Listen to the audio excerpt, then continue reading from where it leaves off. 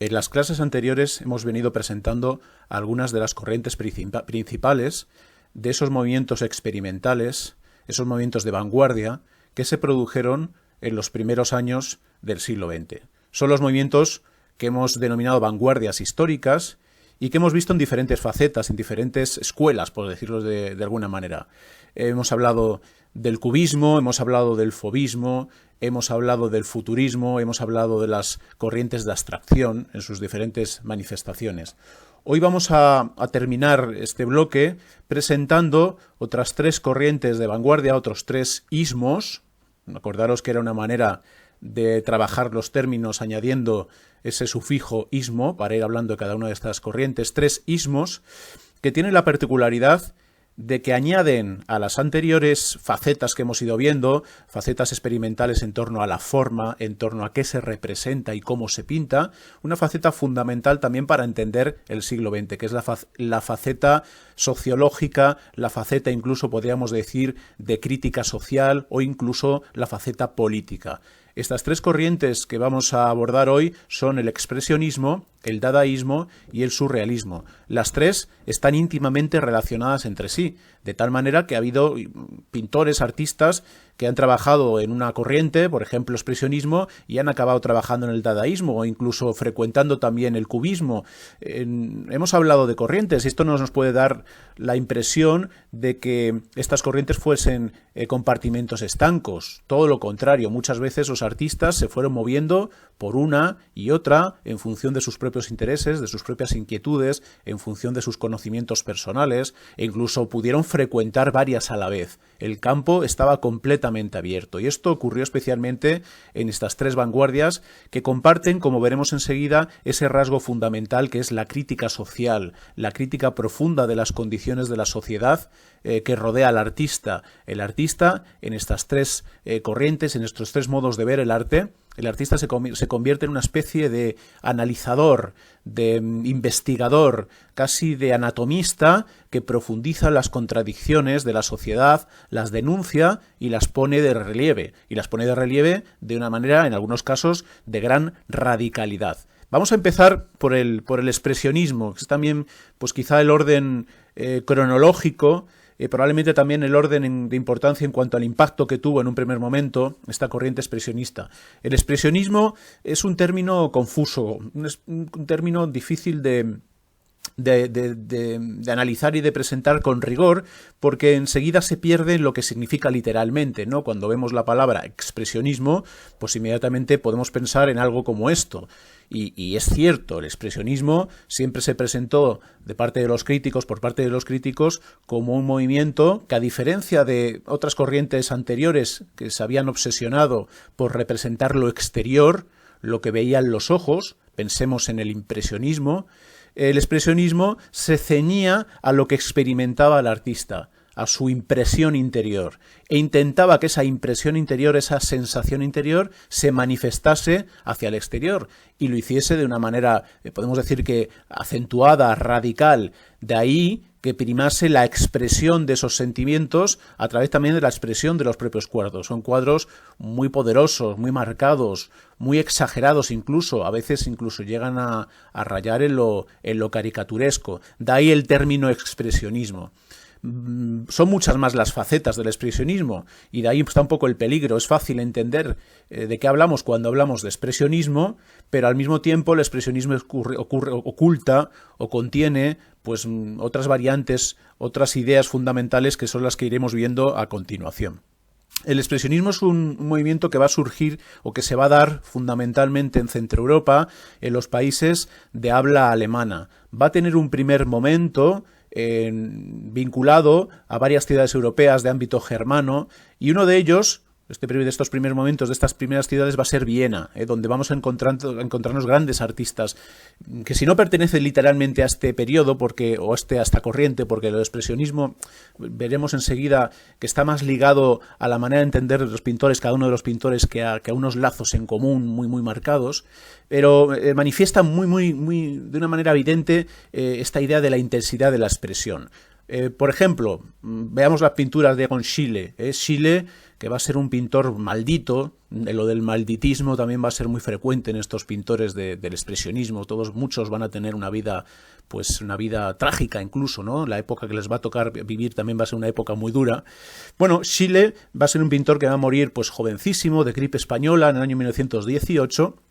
Y va a tener una carrera corta pero muy intensa, donde va a descubrir pues un estilo muy poderoso que es el que vemos aquí, que consiste en acentuar la expresividad del cuerpo, las contorsiones del cuerpo, la musculatura, en trabajar un poco más allá de la perspectiva, por supuesto, pero al mismo tiempo no renunciar a la figura humana, al cuerpo humano, a la idea de transmitir intensidad, la intensidad del estado de ánimo. Esa sería un rasgo importantísimo, ¿no? Común a todos los pintores del expresionismo, cómo la pintura se pone al servicio de la expresión de ese estado de ánimo, que por supuesto podemos decir que es un ánimo de inquietud, de melancolía, incluso de tristeza, que es la que se trasluce, por ejemplo, en esta escena, que puede ser una escena, podríamos considerar una escena erótica, por el punto de vista, ¿no? Por el tema, pero en realidad es una escena que trasluce una gran tristeza. Eso se presenta en todos los cuadros de Schiele y es un rasgo muy característico de su pintura. Veamos otro ejemplo, ¿no? Una escena pues maternal, una escena que estaría hablando del amor de la madre por el hijo, se convierte en algo absolutamente trágico, no solamente por cómo trabaja la fisonomía, ¿no? Sino también por la acentuación de todos los rasgos, los colores, esos tonos lóbregos, oscuros, que se emplean, ese carácter un poco incluso de que decíamos de caricatura, que se centra en el cuerpo humano, pero a la vez lo transforma casi en una especie de monstruo, ¿no? Esa expresión de la inquietud, del miedo, de la melancolía, a través de la acentuación de los rasgos, ¿no? Eso tan poderoso, ese recurso tan poderoso que emplean los pintores expresionistas y de los cuales Schiele es un auténtico maestro. Como vemos aquí, bueno, Schiele va a estar acompañado en este periodo de la Viena de principios del siglo XX, que es un periodo absolutamente extraordinario desde el punto de vista del arte, no solamente del arte, también de la literatura en general, de la ciencia, de la filosofía. Es el periodo en el que van a convivir en esa ciudad pues personajes como Sigmund Freud, del que hablaremos enseguida, Adolf Loos en la arquitectura, Ludwig Wittgenstein en la filosofía, en la literatura, pues personajes, aunque no en esa ciudad en concreto, pero sí en el Imperio Austriaco, pues personajes como Kafka. Es decir, que es un periodo de una grandísima intensidad cultural y artística, en el que Schiele, por supuesto, va a estar acompañado por otros pintores. Otro pintor de su estela que va a trabajar en esta línea expresionista desde muy pronto es Oskar Kokoschka, que aquí precisamente pues está trabajando el retrato de uno de estos grandes personajes del que acabo de mencionar, Adolf Loos, un retrato de 1909 en el que se ve precisamente que el intento del retrato no es tanto que se parezca al pintor como, o sea, al retratado, como que exprese su personalidad y acentúe sus rasgos, ¿no? Y todo ello con esos rasgos estilísticos tan reconocibles del expresionismo, en la utilización de los tonos negros, de la pincelada muy intensa, en la utilización también de colores agresivos, también la agresividad que sugieren las caras, la contorsión, la caricatura. Podríamos llevarlo hasta el extremo, ¿no? A un cuadro que se ha convertido casi en un emblema del siglo XX o de las tragedias del siglo XX, que es el famoso cuadro del Grito, de un pintor que va a trabajar esta estela del expresionismo no en Alemania ni en Viena, sino pues en la órbita germánica, en el norte, en los países escandinavos, en Noruega en este caso, Edvard Munch, que bueno, va a descubrir esta faceta expresionista un poco al final de su carrera y la va a llevar hasta al paroxismo, ¿no? A la exageración, como vemos aquí en el Grito, que es una escena aparentemente banal, que tiene como protagonista un puente que pasa sobre un río, es una escena en realidad de un paisaje, pero lo que se produce es esa especie de consonancia entre la inquietud que sugiere el paisaje por los colores que se emplean, por los rasgos tan marcados, por la acentuación de los contrastes, esa inquietud que genera el paisaje con absolutamente la inquietud, incluso ya el horror, ¿no? que genera la cara de este personaje. Está hablando de un mundo obsesionado, un mundo artístico obsesionado por la inquietud, por la angustia, por la sensación de angustia que, como ponen de manifiesto en sus escritos una y otra vez estos artistas del expresionismo, es la cualidad que define el mundo moderno, la angustia, el sentirse desplazado, el sentirse con un disgusto esencial, el sentirse también invadido por una tristeza incontrolable, ¿no? El sentirse sometido a un mundo que no se termina de comprender bien. Bueno, esta sensibilidad tan marcada de los expresionistas se expresa en esta pintura que asimismo pues, tiene como tema fundamental, más allá de los temas, la expresión de los estados de ánimo. El grupo más importante de pintores expresionistas va a estar, y cuando hablamos de pintores expresionistas nos referimos ya como un grupo más o menos organizado, va a estar en Alemania, va a tener varias, digamos, focos, y uno de ellos va a ser el grupo El Puente, Die Brücke, que se va a formar en 1907, vinculado a algunas galerías artísticas, de una serie de pintores jovencísimos que van a ir explorando pues, temas que provienen, por un lado, de la tradición pictórica inmediata de pintores vanguardistas y, por otro lado, su propia sensibilidad. Eso lo vemos muy bien si establecemos paralelismos. Uno de estos pintores, los más interesantes, del que hablaremos también incluso casi al final de este bloque, es Kirchner, pintor, ya os digo, alemán, que va a trabajar, en un primer momento va a trabajar sobre temas de la naturaleza, o incluso sobre temas interiores o en relación con la naturaleza. Son pintores que en primer lugar van a buscar una salida a esta inquietud, a esta ansiedad que les produce el mundo moderno, el mundo de la máquina, el mundo de la revolución industrial. Van a buscar esa salida en la naturaleza. Fijaros que esto los distingue radicalmente de otras corrientes de vanguardia. Por ejemplo, el futurismo. Los artistas futuristas están absolutamente cómodos con el mundo de la modernidad, con el mundo de la máquina, de la velocidad, del ruido, de lo fugaz. De hecho, quieren que esas características se conviertan también en las características del arte. Probablemente desde ese punto de vista son los más radicales. Asumen las características de su tiempo y las quieren convertir en las características del arte de ese tiempo. Los pintores expresionistas, o a estos pintores expresionistas les ocurre lo contrario. No terminan nunca de encajar en su época. Denuncian las condiciones de su época y lo que buscan es paraísos artificiales. Y en esto podemos establecer paralelismos, porque ya había habido pintores que habían tenido esa huida hacia adelante, esa búsqueda de alternativas. Por ejemplo, los pintores del postimpresionismo, Van Gogh, Gauguin, que habían buscado en el mundo de lo rural, en el mundo del campo primero y luego incluso en el mundo de lo exótico, pensemos en Gauguin viajando a la Polinesia, pues el mundo de la verdad, el mundo de la alternativa al mundo moderno, de la revolución industrial, de lo anónimo, de lo homogéneo que se había ido produciendo en la Europa de aquella época.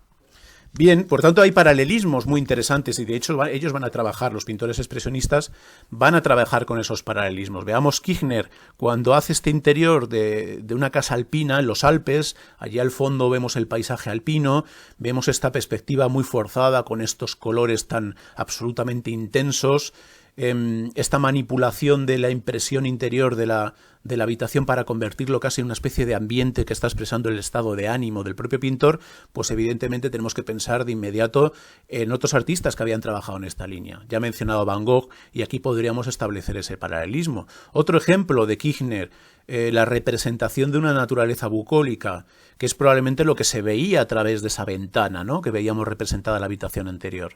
Aquí vemos un valle alpino, y Kirchner, por supuesto, representa con criterios pictóricos propios de las vanguardias. Los colores pues tienen solamente una vaga semejanza con los colores de la naturaleza. Es verdad que hay verdes, es verdad que hay tonos tostados de las hojas de los árboles caducas, ¿no?, etcétera. Pero en realidad lo que prima son los valores de la pintura o del color, en este caso, para sugerir estados de ánimos. Aquí está buscando Kirchner pues una alternativa al mundo de la ciudad. Está denigrando la ciudad. La ciudad es el mundo de la decadencia, el mundo de la perdición, también incluso desde el punto de vista moral, el mundo donde se pierden todos los valores.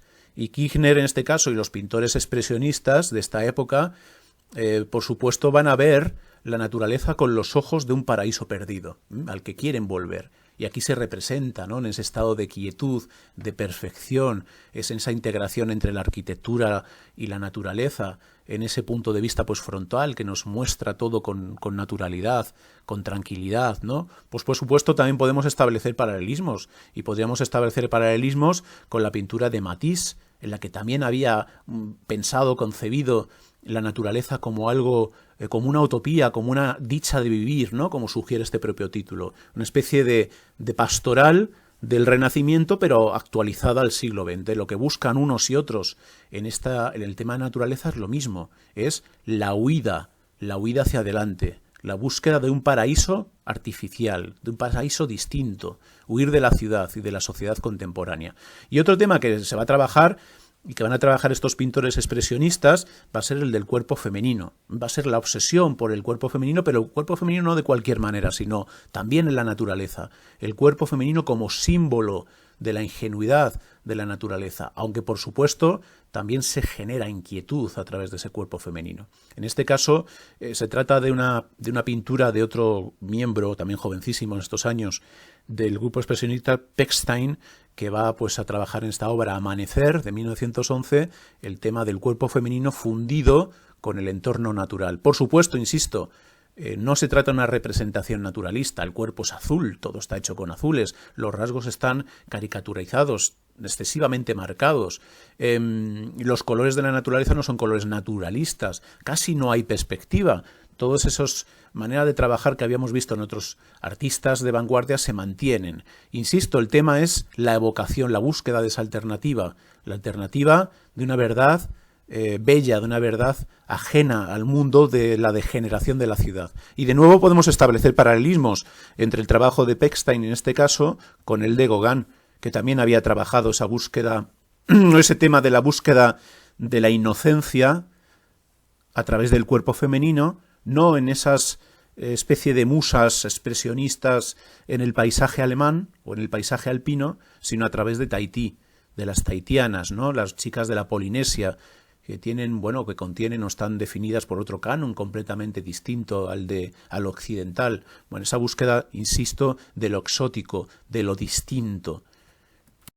Va a haber algo que va a afectar muchísimo a estos pintores expresionistas. Pintores, por otro lado, ya hipersensibles, como hemos visto en esta búsqueda en lo natural de una huida de la ciudad. Este hecho que va a trastocar muchísimo su trabajo, que va a trastocar sus vidas, que va a hacerles cambiar de una manera todavía más radical su sensibilidad, va acentuando esos rasgos de incomodidad, de ansiedad, va a ser, por supuesto, la Primera Guerra Mundial. Va a ser una de las grandes tragedias del siglo XX, que entre 1914 y 1918 va a dejar millones de muertos en Europa y va a arrasar buena parte del norte de Francia, de Bélgica, produciendo pues una crisis que va a afectar a todos los países que han participado de lleno en esta contienda. Entre ellos, los propios pintores o muchos de estos pintores expresionistas alemanes van a estar involucrados en la guerra, de tal manera que a la vuelta, los que no han muerto pues van a convertir el recuerdo de la guerra y las consecuencias de la guerra en lo social, en lo económico, las consecuencias en forma de crisis, van a convertir todos estos temas en los temas de su pintura. Aquí vemos un ejemplo de Otto Dix, que va a hacer una serie, va a grabar una serie de láminas que van a tener impacto en la sociedad alemana después de la Primera Guerra Mundial, en 1920, que evocan precisamente los desastres de esa guerra, por supuesto, tomando como referencia los desastres de la guerra de Goya, en la cual se inspira directamente. Hay que notar, ¿no?, cómo en estos grabados y en general en los cuadros que vamos a ver a continuación, los seres humanos se han distorsionado, se han convertido en títeres, en caricaturas, en seres cercanos a la muerte, a la destrucción. Todo se ha vuelto más sombrío, no hay ya ningún lugar para la utopía, ni siquiera para la utopía del campo o la utopía del cuerpo femenino. Todo es más lóbrego. Se han destruido los últimos valores en los que confiaban estos pintores expresionistas, de suerte que su pintura se ha convertido ya en una verdadera denuncia social, en una crónica de lo que había ocurrido en la época y en una representación de cómo la sociedad se había alterado por la guerra y, por supuesto, se había alterado hacia peor. Lo vemos bien en este grabado y lo vemos, por ejemplo, en estos cuadros que hace Kirchner, que acabamos de ver, que era este pintor que había trabajado pues el paisaje, los interiores, la naturaleza y cómo se representa a él un año después de estar en la guerra, en 1915. Aparece él con su uniforme, en el fondo una de esas mujeres que había representado en sus cuadros de pocos años antes, pero se representa a sí mismo con el brazo amputado. No quiere decirse esto que hubiese perdido el brazo en la guerra, sino que es un símbolo una manera de sugerir la angustia vital, el hecho de haber perdido algo fundamental en sus vidas y cómo esto había trastocado su sensibilidad y también su modo de pintar. Veamos otro ejemplo del propio Dix, el que veíamos antes que trabajaba con el tema de las mascarillas, del gas, ¿no?, de la destrucción de la guerra.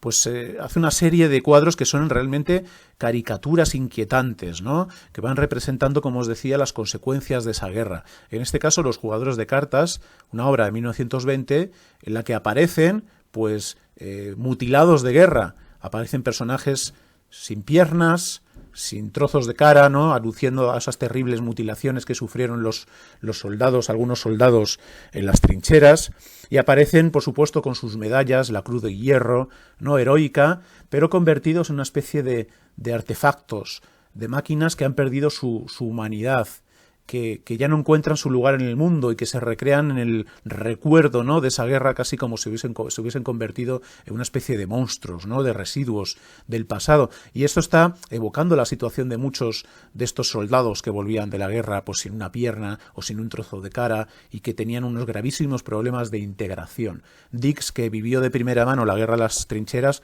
conocía perfectamente este mundo y lo convierte, ¿no?, este tema lo convierte en el tema de sus cuadros. Otro ejemplo, en este caso de Grotz, otro gran pintor que va a trabajar en esta línea, es un cuadro de denuncia social, hecho un poco después, 1926, Los pilares de la sociedad. ¿Cuáles son esos pilares de la sociedad? Pues en realidad los tres causantes, según las tesis, ¿no?, de estos pintores, los tres causantes de la guerra, de la Primera Guerra Mundial. Los burgueses, los banqueros, del mundo del capitalismo, los militares, por supuesto la vocación militarista alemana, pero que en general estaba presente en toda Europa, y también los curas, que habían sostenido ese mundo de destrucción. Es un cuadro apocalíptico, de denuncia social. Y fijaros cómo los pintores expresionistas, que habían tenido esa primera actitud de criticar la sociedad moderna, pero todavía buscar una especie de posibilidad de huida en el mundo de la naturaleza, se dan cuenta de que ni siquiera por ahí hay salida y que esta destrucción, estas consecuencias terribles, ¿no?, de la guerra, esta degradación de la sociedad se tiene que convertir precisamente, o ya no queda otro remedio que convertirlo en el tema de sus cuadros, ¿no?, como hemos venido diciendo una y otra vez.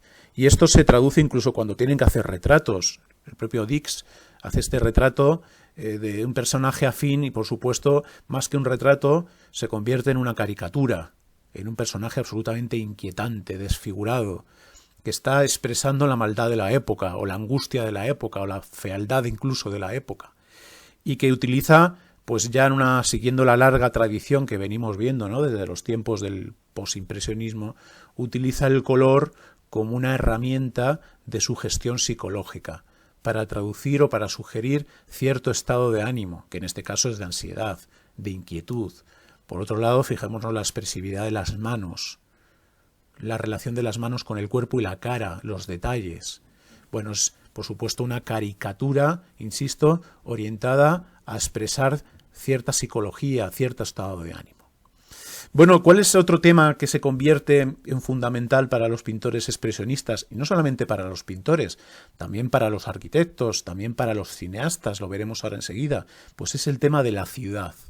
Pero el tema se va a abordar de una manera distinta como lo habían abordado los impresionistas y los futuristas, ¿no? Hagamos una especie de repaso. Los impresionistas habían sido casi los primeros, podríamos decir, en convertir la ciudad en el tema moderno por antonomasia. Los temas modernos van a ser, para los impresionistas, el paisaje, el campo, pero también el paisaje interior, el paisaje urbano. Poco haciéndose eco de la idea de su propio tiempo, ¿no?, que es esa idea de que, como había dicho Baudelaire, el pintor de la vida moderna es el pintor de la ciudad. La ciudad lo contiene todo, contiene todos los temas, todos los personajes, todas las posibilidades. Pensemos en cómo es la literatura de esa época, la literatura de Balzac, que son temas fundamentalmente urbanos, la literatura de Dostoyevsky, que también está vinculado al mundo interior de la ciudad, etc. Bueno, pues los pintores impresionistas habían sido los primeros en trabajar de una manera consciente e intencionada la vida cotidiana en la ciudad. Los futuristas también. Lo que pasa que lo que les va a interesar del mundo de la ciudad es el mundo de la aceleración, el mundo de la revolución industrial, el mundo de la técnica, el mundo del tráfico, del ruido, de las condiciones de la vida moderna, pero asumidas con toda su radicalidad. Lo veíamos el otro día en clase. Los pintores expresionistas van a apropiarse de la ciudad también desde este punto de vista, pero para hacer no una asimilación de esas características para llevarlas al arte, sino una denuncia social de esas características. Van a dibujar grandes collages, ¿no?, de la ciudad, donde precisamente lo que representan es también la aceleración, el tráfico, el capitalismo, la búsqueda del placer y al mismo tiempo del dinero, pero no desde el lado positivo, desde el lado creativo, como plantean los futuristas, sino desde el lado negativo, desde el lado dramático. Son cuadros de denuncia, insisto, de denuncia social. El más famoso de estos cuadros urbanos es probablemente Metrópolis, de Grotz, un cuadro que pinta en plena Guerra Mundial y que representa pues una escena también caricaturizada de una ciudad alemana, probablemente Berlín, con todo su ajetreo, pero que se convierte en un símbolo, el símbolo de cualquier ciudad moderna, ¿no? La ciudad de los edificios en altura, la ciudad de las masas en la calle, la ciudad también de la degradación moral y del capitalismo. Y ese es el tema que van a explorar una y otra vez. Y es muy interesante establecer paralelismos, como anticipaba anteriormente, entre el arte y otras artes, ¿no? Entre la pintura, perdonad, y otras artes. En este caso, entre la pintura y el cine. El cine en estos años va a experimentar un desarrollo importantísimo. El cine pues empieza a generalizarse a principios del siglo XX, pero en estos años 20 aproximadamente, va a dar un salto cualitativo, también cuantitativo. Cuantitativo porque se va a introducir el sonido y cualitativo porque se van a empezar a aplicar con muchísimo rigor técnicas de composición arquitectónica y pictórica en las películas, ¿no? No solamente porque haya una relación entre las artes, porque los directores de cine aprendan del arte, de la pintura, ¿no?, como es lógico, sino porque muchos artistas y pintores y arquitectos van a trabajar como decoradores, escenógrafos, directores de escena de estas películas, ¿no? Y en Alemania esto se va a dar de una manera muy acentuada. Alemania va a ser, pues durante los años 20, el principal foco junto con los Estados Unidos, pero en Alemania de un cine experimental y muy radical del desarrollo del séptimo arte, ¿no? Y fijaros cómo se establecen esos paralelismos. Grotz trabaja aquí el tema de la gran ciudad, el tema de la gran ciudad asociada a Metrópolis, y Metrópolis precisamente es el título de la película que 10 años después va a hacer Fritz Lang, el gran director expresionista. También el expresionismo va a ser una corriente cinematográfica y va a utilizar la idea de la gran ciudad, de la ciudad moderna, futurista si se quiere, con esta evocación de los grandes rascacielos, de los aviones, de las calles llenas de tráfico, precisamente desde el mismo punto de vista en el que lo habían hecho los pintores, como una denuncia, como una crítica de las condiciones de alienación que produce el capitalismo en la ciudad moderna. Muchos de estos artistas, por supuesto, estaban muy, muy ligados al comunismo. El comunismo va a ser casi la gran corriente política a la que van a pertenecer casi todos los artistas de vanguardia, salvo los futuristas, que van a estar ligados, como ya sabemos, al fascismo, ¿no?, al fascismo italiano. Pero en general, muchas de estas corrientes de vanguardia van a estar comprometidas con la denuncia del capitalismo y con la búsqueda de una sociedad alternativa a través del comunismo. Os recomiendo que veáis esta película, o por lo menos escenas de esta película, para entender cuál era la sensibilidad de la época. Es una grandísima obra maestra del cine de todos los tiempos, cuyos vínculos con el arte y con la arquitectura son directos e inmediatos, ¿no?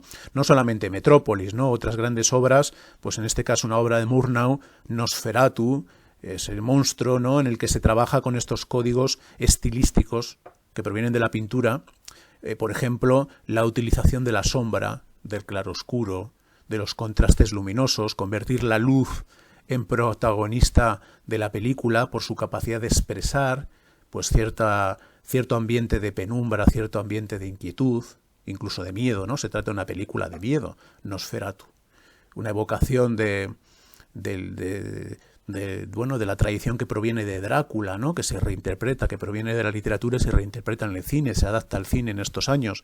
Con lo cual hay un paralelismo, insisto, muy grande entre las técnicas de expresión de estos pintores de los años 20 en Alemania, incluso antes, con las técnicas de expresión del cine. Y bueno, pues por terminar, otra vocación, otra serie interesantísima de películas son las del el gabinete del doctor Caligari, que se trabaja también con estas mismas, quizás la primera desde el punto de vista cronológico, que inaugura esta serie del cine expresionista, y fijaros cómo también hay una relación directa entre la cartelería, aunque esta es una versión inglesa, pero que mantiene pues algunos de los rasgos estilísticos del expresionismo y esa idea de crear un ambiente total a través del cine, que es muy interesante también. Recrear en la atmósfera del cine, que es una atmósfera aparentemente tridimensional, que introduce al espectador en una realidad alternativa, utilizar el poder de esa atmósfera del cine para expresar ciertos estados de ánimo, ciertos ambientes, utilizando la luz, etcétera. Es decir, muchos recursos que, insisto, provienen del mundo de la pintura y también tienen que ver con el mundo de la arquitectura. Con lo cual el expresionismo, como vemos, es una corriente muy compleja, en la que ocurren muchas cosas a la vez. Hay muchos artistas en muchos focos trabajando en líneas parecidas, cada uno de ellos a su manera. Es difícil hablar de grupos, aunque los hay, aunque existe el grupo El Puente, etcétera. Sobre todo al principio, aquello pues se rompe, ¿no? La guerra lo va a romper, porque va a llevar a la muerte a muchos pintores de este periodo, porque a los otros los va a transformar tanto que casi no se van a reconocer. Y el expresionismo va a abrir una puerta interesantísima, ¿no? Va a ser una puerta de sensibilidad al siglo XX que luego será explorada de diferentes maneras. Una de las puertas que abren los artistas del expresionismo es la puerta de algo más radical, de una corriente más radical que se produce más o menos por los mismos años por algunos artistas que han sido también expresionistas, ¿no? Esa corriente es la segunda corriente de vanguardias que vamos a ver en la clase de hoy, que es el dadaísmo.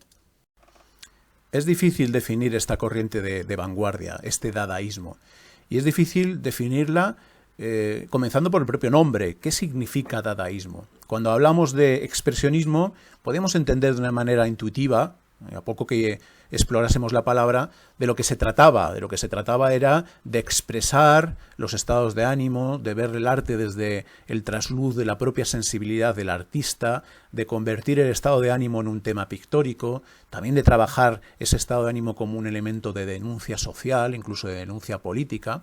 Cuando hablamos de dadaísmo es muy difícil entender de lo que se está hablando, porque la propia palabra dada, que aquí vemos en uno de los carteles presentados por este grupo, es una palabra inventada, no significa nada, intencionadamente no significa nada.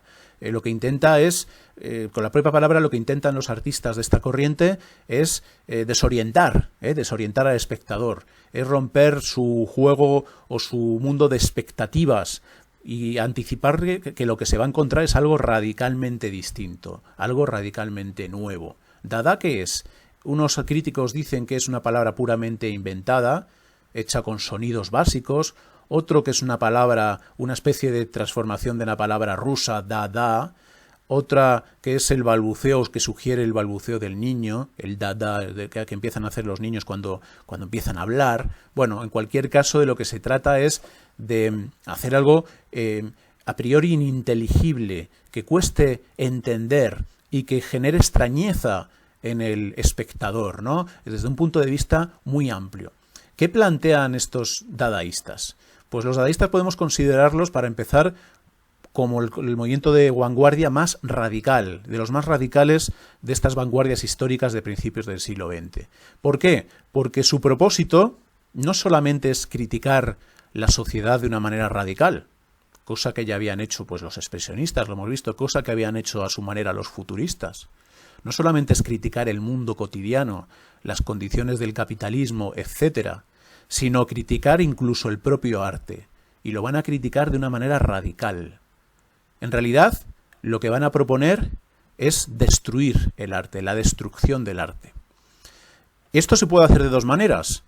A la manera de los futuristas, que habían dicho que el arte tenía que fusionarse con la vida cotidiana, y esto es interesante, porque supone pues romper esa idea de que el arte es lo que hacen unos señores separados de la sociedad, una élite sensible, podríamos decir así, una institución aparte que tiene sus propios códigos, sus propias reglas. Fijaros que esto es un principio básico, ¿no?, de la pintura y del arte en general, que proviene del mundo griego. esa idea del artista como un miembro destacado que está especializado en algo y que está separado de esa vida cotidiana, que por tanto esa separación, esa distancia es la que le permite trabajar con ella, porque tiene perspectiva sobre la vida cotidiana. Esa idea de que el arte tiene que acercarse tanto a la vida cotidiana, tiene que perder esa condición elitista y tiene que incluso fusionarse con la vida cotidiana, había sido planteada por los futuristas, en el sentido de que para ellos la vida cotidiana, la ciudad, el ruido, la máquina, la revolución industrial eran los grandes temas del mundo y por tanto tenían que ser también los grandes temas del arte, pero al mismo tiempo es una idea que tiene una contrapartida, que esto es lo que aporta el dadaísmo. Otra contrapartida, si queremos fusionar la vida con el arte, esto puede significar que el arte quede engullido por la propia vida cotidiana, engullido directamente.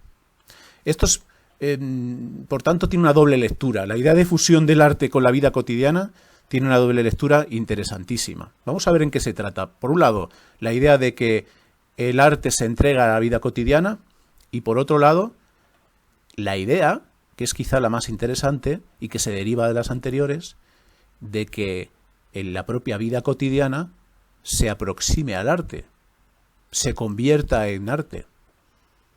Las dos cosas las defienden los dadaístas. Por un lado, el artista ya no tiene que ser un señor que quede separado de lo que le rodea, no está subido a un pedestal, no hace objetos distintos de los objetos cotidianos, y por otro lado, cualquier cosa que hagamos nosotros en nuestra vida cotidiana puede tener una dimensión artística, puede tener un carácter artístico. La conclusión, aunque ellos no lo dicen así, pero será una conclusión que se saque en los años 60, en los años 70, con los artistas de la vanguardia conceptual, es que cualquiera puede ser artista. No es necesario, pues, ese trabajo artesanal de conocimiento del medio, de especialización, para tener, pues, una capacidad técnica para elaborar un cuadro o elaborar una escultura, sino que el arte en realidad es una manera de ver el mundo. Y esa manera de ver el mundo la puede tener cualquiera. No es el patrimonio de los especialistas.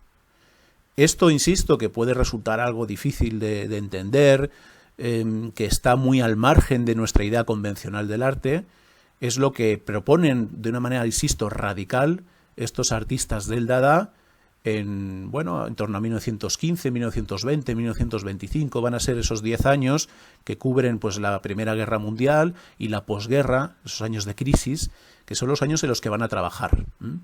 La vanguardia, por tanto, del dadaísmo, muy incomprendida en su época, todavía muy incomprendida, está abriendo las puertas a toda una corriente que vendrá después, radical, que es esa idea, o que está sostenida la idea de que el arte ya no necesita sostenerse en objetos específicos hechos por artistas, hechos, por especialistas, sino que es una realidad construida por ideas. Es una determinada manera de ver el mundo. Están abriendo las puertas, están sentando las bases de eso que se llamará más tarde, y cambiando todo lo que haya que cambiar, el arte conceptual. Bueno, el dadaísmo es una corriente pues muy efímera, también muy mitificada, porque realmente el impacto que tuvo en su época fue pequeño, pero claro, la historia del arte los ha puesto en su sitio, ¿no? En cuanto que fueron unos señores que plantearon cosas que luego tuvieron mucha importancia. El dadaísmo es una corriente que se va a dar sobre todo en Alemania y en Suiza, la Suiza alemana, vinculada pues a personajes de todo tipo. Va a haber personajes radicalmente dadaístas como Ball, como Sweeters.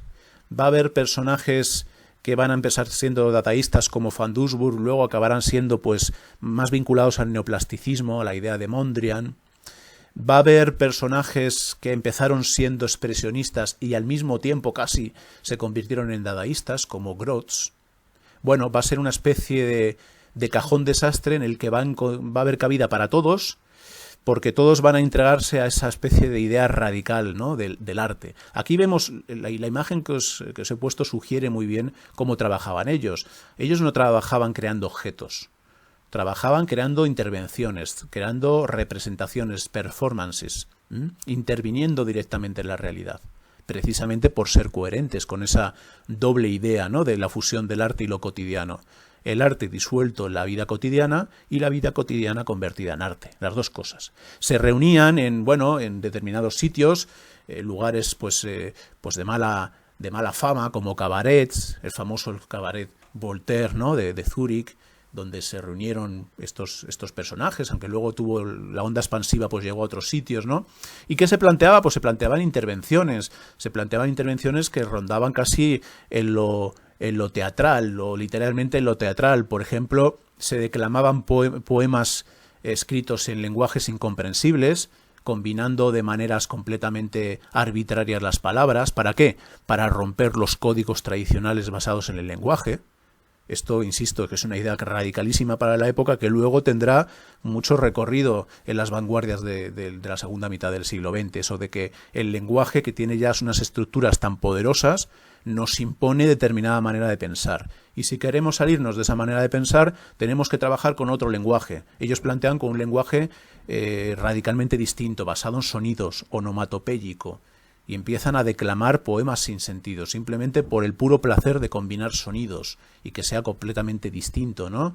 Esas intervenciones, fijaros, daban lugar pues a esperpentos como el que veis en la imagen, ¿no?, de vestirse con todo tipo de atuendos cuyo objetivo pues es sorprender, es impactar en el público, y también les va a llevar a trabajar pues con una especie de manifiestos, pero de manifiestos radicales, en la que los propios personajes estaban insertos en la representación, ¿no? No se trataba de colgar solamente objetos en una sala de exposiciones, sino que los propios protagonistas, los propios creadores de esos objetos, actuaran, intervinieran, presentaran pasquines, hicieran representaciones pues casi a través de variantes muy radicales del teatro, utilizando los ruidos, utilizando la música, etcétera. Aquí vemos una de ellas, probablemente la más famosa, porque se hicieron fotografías, se comentaron, bueno, pues que es esta presentación de Grotz, este artista del que hemos hablado, expresionista, ¿no? Hemos hablado hace poco, que presenta en este cartel pues el arte ha muerto, con todo lo que esto significa, lo que os decía anteriormente, el arte convertido en la vida cotidiana, pero al mismo tiempo, y esta faceta paralela es muy interesante, ¿no?, insisto, la vida cotidiana también convertida en arte, el arte ha muerto, larga vida al nuevo arte maquinista, ¿no? Y pone como ejemplo Tatlin, bueno, pues que ese había sido un artista de aquella época muy radical, que había apostado por el maquinismo en Rusia, un artista constructivista. Claro, es interesante porque el telón de fondo también está en la Revolución Rusa, que lo había cambiado todo. Casi todos estos artistas del dadaísmo van a tener vínculos con el comunismo, ¿no? Vínculos muy fuertes con la revolución, ¿no?, como esa manera de cambiarlo, de trastocarlo todo, radicalmente distinto. Bueno, nos han quedado pocos objetos, o si han quedado, no tampoco trasluce muy bien cuál era la ambición total del dadaísmo, que era transformarlo todo, ¿no? Que las acciones, los gestos, lo que ocurre en la vida cotidiana tuviese una dimensión artística y que el arte no fuese más allá precisamente de esa vida cotidiana. No todo podía convertirse en arte, porque en realidad la clave estaba en trabajar con las ideas, no con los objetos, en hacer una denuncia social radical, ¿no? Y al mismo tiempo intentar ir más allá. Aquí vemos algunos ejemplos, y algunos de los ejemplos que nos han quedado son interesantes porque utilizan una técnica nueva o relativamente nueva, ¿no? Una técnica que había empezado a trabajar Picasso con sus trabajos sobre todo en la etapa cubista, que es la del collage, que es esa idea de trabajar con fragmentos de la realidad, ¿eh? En el caso de los dadaístas esto tiene mucho sentido, porque si su vocación es trabajar con la realidad, una manera de incorporar la realidad al arte, o de fusionar el arte con la realidad, es trabajar con fragmentos de la vida cotidiana. Fragmentos que se toman ¿de dónde? Pues se toman de periódicos, de recortes de periódicos, de recortes de revistas, de radiografías, de libros, y todo eso se fusiona seleccionándolo para componer una nueva imagen que está hecha con esos fragmentos de la realidad, pero que se componen para dar un sentido distinto, ¿no? Aquí, por ejemplo, uno de los temas que van a trabajar una y otra vez los artistas del dadaísmo, aquí vemos pues quizá uno de los más dotados de ellos a la hora de hacer collage, que es Raoul Hausmann, pues es la idea de la mecanización del ser humano, cómo el ser humano está perdiendo su condición tradicional y se está convirtiendo en una especie de híbrido con la máquina, una especie de cyborg, ¿no? Y cómo pues se van fusionando fragmentos tomados de la fisiología humana con fragmentos de objetos completamente banales y también con objetos tecnológicos, como una especie de sugerir la nueva condición del ser humano. Insisto, en ello había una doble faceta, la faceta de reconocimiento, es decir, la vida cotidiana, la vida real es esta, hay que asumirla, como habían hecho los futuristas, y al mismo tiempo el lado de la crítica social, de la denuncia, ¿no? Esto nos está llevando a convertirnos en máquinas, esta situación, se está produciendo pues la alienación, es un término que proviene del comunismo, pero que ellos utilizan una y otra vez a la hora de hablar del arte. La alienación significa la separación del ser humano de su entorno o con respecto a lo que hace, ¿no? En origen el término alienación lo había utilizado Marx para hablar pues de lo que experimentaba el obrero moderno, ¿no? Que a diferencia del artesano, que se podía identificar con el objeto que hacía, se convierte simplemente en un engranaje más de una máquina más grande, que es la máquina de la fábrica, de la industria, y por lo tanto no se identifica con su trabajo y por lo tanto queda separado de ese trabajo, queda alienado, ¿no? No hay una identificación entre el trabajo, la producción y el que lo hace, lo cual pues traía aparejada muchas consecuencias negativas, ¿no? Bueno, pues en eso, esa idea la reinterpretan los artistas del dadaísmo pues en una clave de denuncia artística, podríamos decir así. Vamos a ver cómo va evolucionando esto, ¿no? El dadaísmo va perdiendo fuelle como grupo, se va desconectando, se va deshaciendo, va a ser como flor de un día, pero sus ideas van a quedar ahí latentes, ¿eh?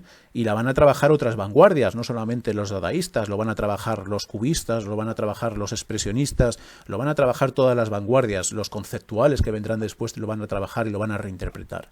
Aquí vemos, por ejemplo, otra manera de trabajar el collage, con un sentido, en este caso, claramente político.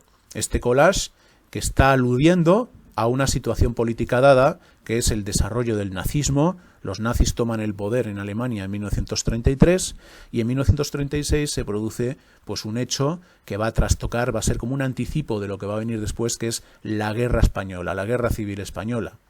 Es el lugar de confrontación entre el fascismo y el comunismo, por decirlo de una manera caricaturizada, pero que en cierta medida da cumplida cuenta de la realidad, ¿no? Y en este caso, fijaros cómo utiliza John Herzfeld en este collage de inspiración dadaísta, pues la denuncia, ¿no?, del nazismo, que en realidad para él es una especie de variante del capitalismo intencionado, la que la columna vertebral de Hitler, en este caso del nazismo, es una ristra, ¿no?, de monedas, para vincularla o para acentuar la relación entre el dinero y la política. Y por otro lado, en su título, No pasarán, está aludiendo pues al sitio de Madrid, a la defensa de Madrid por parte del gobierno de la República, precisamente en este año, en 1936, y contra las tropas nacionalistas o fascistas de Franco. Es decir, que el dadaísmo, por supuesto, va a tener esa componente radicalmente política.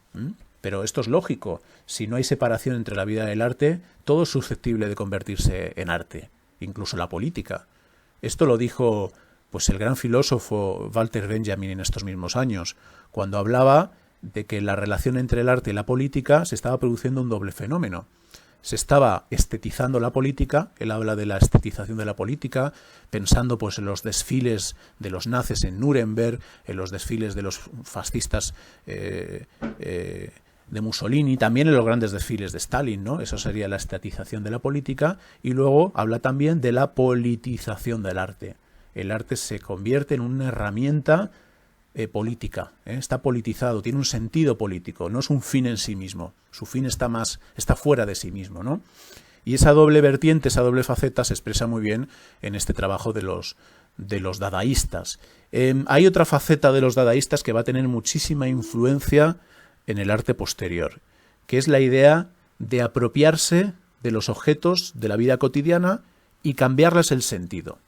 Es eso que decíamos, la doble faceta, ¿no? El arte se funde con la vida cotidiana, pero al mismo tiempo la vida cotidiana se puede convertir en arte, si el artista o la persona es capaz de verlo de esa determinada manera, ¿no?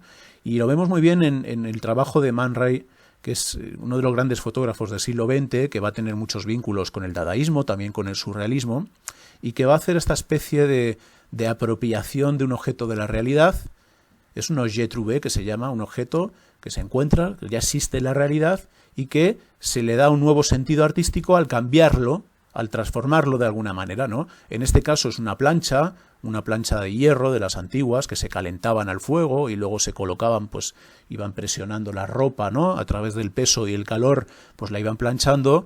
Pues esta plancha, que tiene mucha potencia volumétrica en sí misma, se puede convertir en algo distinto, en un objeto artístico, simplemente por el hecho de introducirle algo que la hace disfuncional, que hace que pierda su función originaria, su función primaria. En este caso, estas púas que Man Ray coloca en la superficie que se supone que se tiene que deslizar sobre la ropa. Bueno, pues al colocarle esas púas, hace que esa plancha ya no tenga función, ya no se pueda usar como plancha, y al colocarla en lugar de posición horizontal, colocarla en posición vertical, y con esas púas se convierte o se puede convertir en algo que se ha descontextualizado, se le ha cambiado el contexto, ya no sirve para lo que servía, ni ya se va a emplear en el contexto de usos que uno espera que se vaya en el que uno espera que se vaya a usar. ¿Y es que en qué se convierte? Se convierte en arte, se convierte en algo distinto, en algo que ya no tiene más función que el ser contemplado. No solamente ser contemplado, sino en decir, cualquier objeto precisamente se puede convertir en arte. ¿Esto qué tipo de arte es? ¿Es un arte basado en la creación de objetos? Pues sí, en parte sí, porque sigue siendo un objeto físico, que se fotografía y lo presentamos, ¿no? Pero de otro lado, la intervención ya no es física, la intervención física es mínima, es colocarle esos pinchos, ¿no? ¿En qué ha consistido la intervención? Es una intervención a través del concepto, a través de la idea. El arte se sostiene en ideas, no en formas físicas, que haya que hacer de nuevo, ¿eh? Y esto es una idea, insisto, o una conclusión novedosa, muy novedosa, que plantean los artistas del dadaísmo. Hemos hablado de Man Ray, pues realmente el que más va a trabajar en ello va a ser Duchamp, y que va a abrir las puertas, como os decía anteriormente, a una nueva manera de entender el arte, que va a ser el arte basado en el concepto, el arte basado en la idea, no en la estética ni en la belleza, sino en la idea, que es algo distinto y algo radicalmente nuevo. De ello hablaremos en las próximas clases, cuando hablemos del arte conceptual de los años 50, de los años 60, hablaremos de los precedentes, y uno de los precedentes pues ya está presentado aquí, es el arte del dadaísmo, la transformación de los objetos de la vida cotidiana. Junto con el expresionismo y el dadaísmo, el surrealismo es la tercera vanguardia que va a introducir factores de crítica social profunda, de crítica incluso política, en el trabajo del artista. El surrealismo es un término que se acuña en los años 20 en el grupo francés, que tiene que ver, pues, trabajar con aquello que está, pues, por debajo, por encima de la realidad, depende cómo lo entendemos, pero que en realidad tiene que ver con la idea de representar o de trabajar con el mundo de lo onírico, con el mundo de los sueños. Esto es algo que ya habían explorado algunos artistas anteriormente, que luego se quisieron convertir en artistas surrealistas o se quisieron ver como artistas surrealistas, pero que en realidad habían trabajado, pues, con otras facetas, ¿no? Con otras corrientes previas, como el simbolismo, con la idea de que el arte tenía un sentido simbólico. Bueno, el primer artista surrealista como tal, que anticipa, pues, mucho de los temas surrealistas, aunque no pertenezca literalmente al grupo surrealista, es un pintor italiano que se llama Giorgio de Chirico, que va a trabajar en París en la década de 1910-1920, pero sobre todo en la primera, en la década de 1910, pues va a hacer algunas obras anticipatorias, algunas obras que, insisto, están anticipándose, están trabajando con temas que luego harán suyos los pintores surrealistas, temas sobre todo vinculados al mundo de los sueños. Veamos este ejemplo, que es un ejemplo, pues, casi de los primeros, ¿no? El enigma de la llegada, una obra de 1912 en la que lo que se está representando no es una escena de la realidad, sino una escena vinculada al mundo de los sueños. Es muy interesante porque desde el principio los pintores surrealistas no van a renunciar a la perspectiva, no van a renunciar a la idea del arte como una ventana que mira la realidad. pero sí van a trabajar con otra realidad distinta, la realidad de los sueños. Esto se ve muy bien en esta obra, donde efectivamente podemos reconocer un primer plano, una perspectiva, unas figuras más o menos a escala, un último plano, un fondo, una iluminación más o menos convencional que se traduce, aunque es muy homogénea, es muy característica del autor, pero bueno, se traduce en el uso de sombras, etcétera, es decir, rasgos más o menos convencionales que se ponen al servicio de la representación de algo inquietante, de una escena inquietante. ¿Por qué es inquietante esta escena? Primero, aparte de porque no podamos asimilarla a ninguna escena de la realidad, ¿no? Por la extrañeza de la arquitectura, por la manera con que se trabaja con la luz, por los personajes vinculados, por ejemplo, a ese ajedrezado que tiene un carácter tan simbólico, tan claro, ¿no? Aparte de todo eso es porque es una escena incompleta. Nunca nos enteramos o no llegamos a enterarnos de cuál es el tema del cuadro. El enigma de la llegada, pues su título lo dice todo. En realidad la escena que se está representando queda oculta. ¿La llegada de qué? La llegada de este barco a vela, que intuimos precisamente por la vela que asoma con respecto a esta tapia que está tapando el tema fundamental del cuadro. No sabemos quién llega, por qué llega, y nuestra sensación es una sensación de inquietud. En todo momento trabaja Giorgio Chirico con la idea de que la pintura no tiene que estar ceñida a la realidad consciente, sino que puede ser una representación del mundo de los sueños.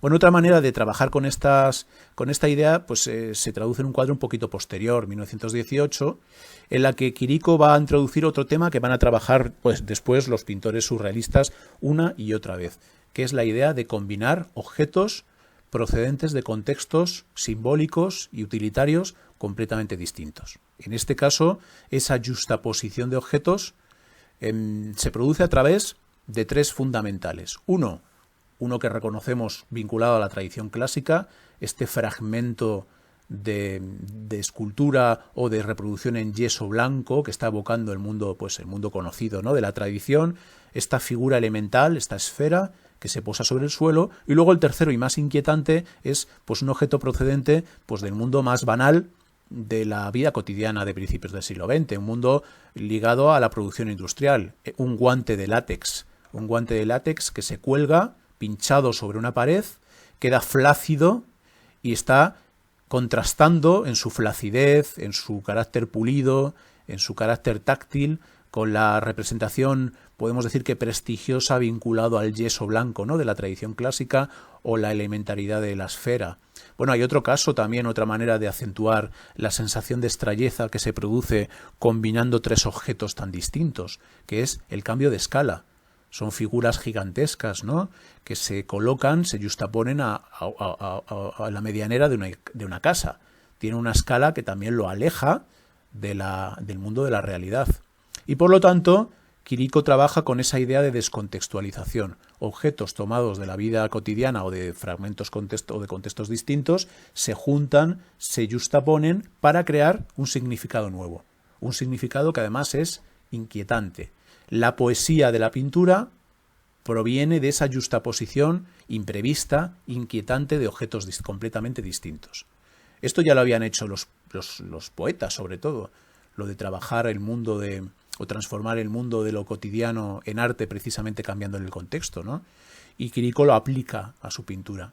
Su pintura va a seguir evolucionando y va a conducir a la serie famosa, la más influyente, las piazze, las plazas, que también se han asociado a una especie de pintura metafísica, porque representa valores eternos, valores ajenos a la realidad, que trascienden la realidad, una luz absolutamente irreal, pero que genera pues una sensación de realidad porque arroja sombras, ¿no? Fijaros qué foco tan luminoso, tan potente, pero de nuevo fijaros lo que hace es, aparte de trabajar con la arquitectura, con objetos arquitectónicos que modifica en su escala, que simplifica para convertirlo en una especie de escenario de un sueño onírico, trabaja de nuevo con la idea de mezclar cosas muy distintas. El cubo, la figura elemental, personajes tomados del mundo cotidiano del siglo XX, una estatua clásica y al fondo, vinculado de nuevo al tema de la tapia que oculta, ¿no?, que oculta lo que está sucediendo, un tren, ¿no?, que va dejando la estela de humo y que está sugiriendo el movimiento. ¿De qué va el cuadro?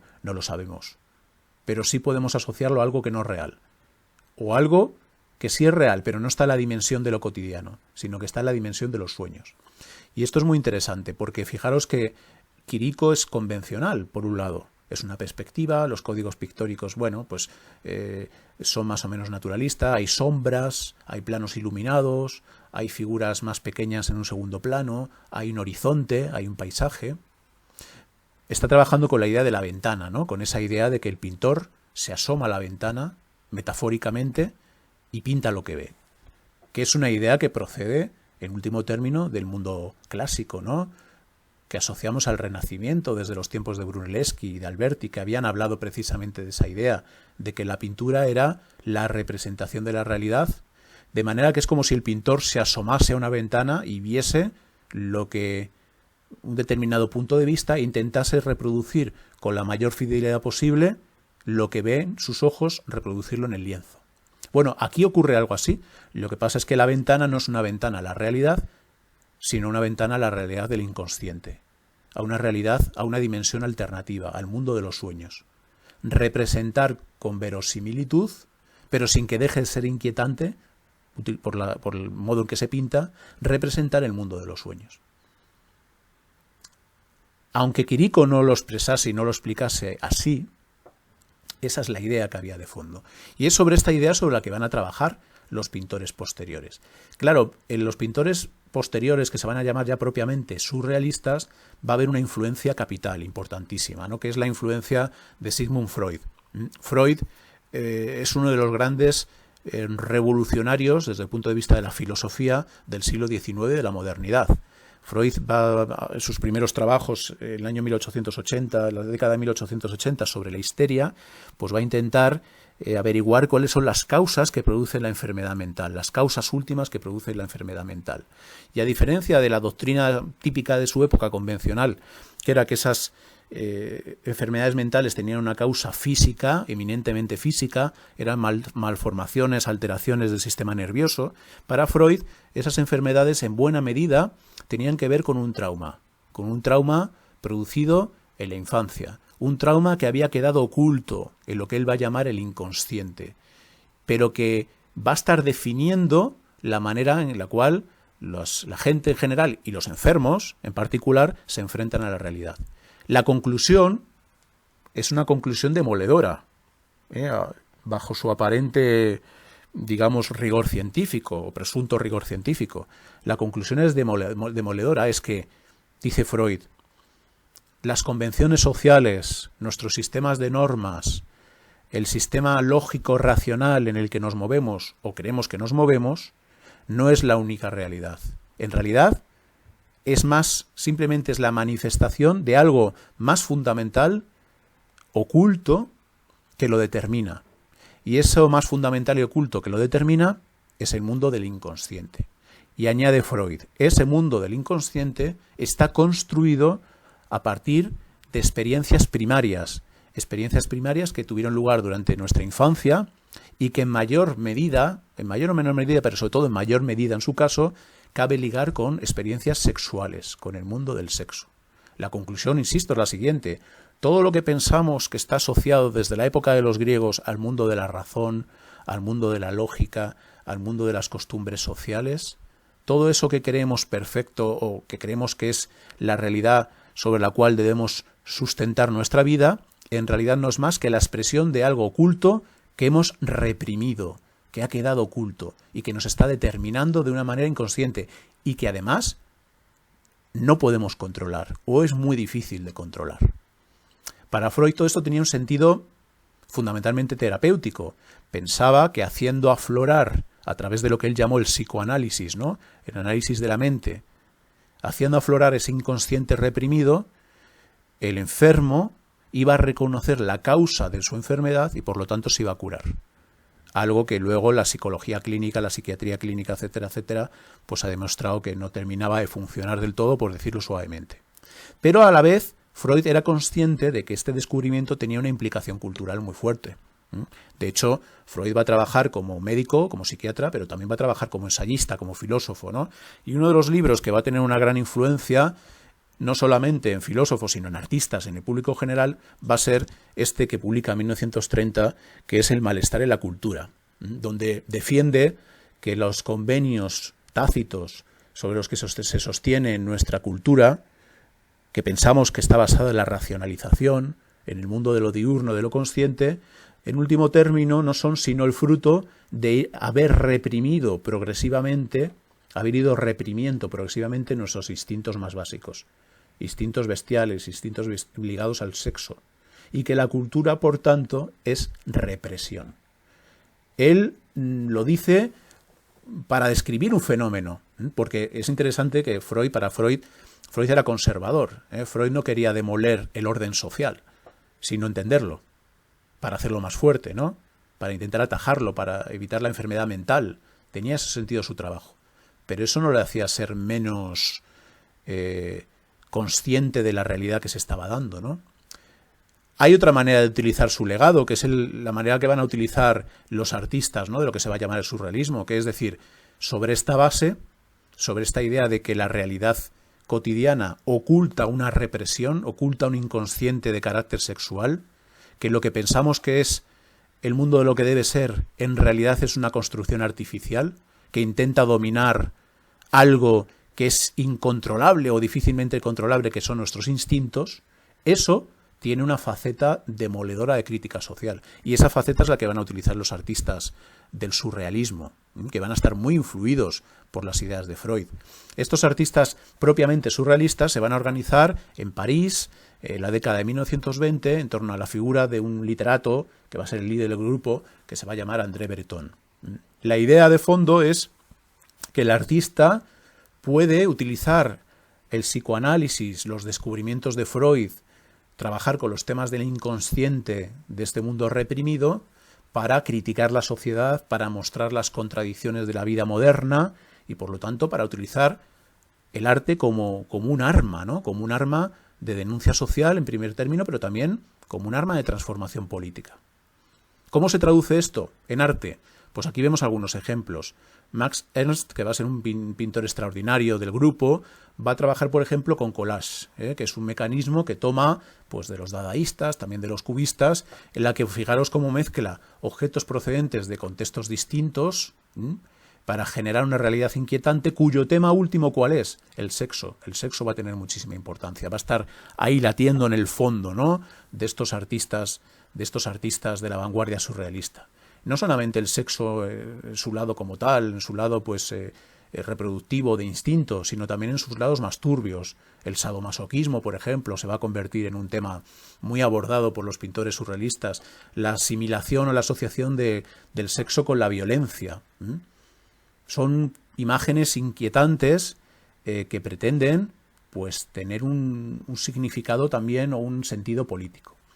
Va a haber varias ramas del surrealismo, ¿no? Ahora seguiremos trabajando en esa línea, digamos, de la dimensión como politizada, pero bueno, va a haber otras ramas más, digamos, menos comprometidas en lo político, que van a trabajar con el tema de lo onírico, de los sueños, ¿no?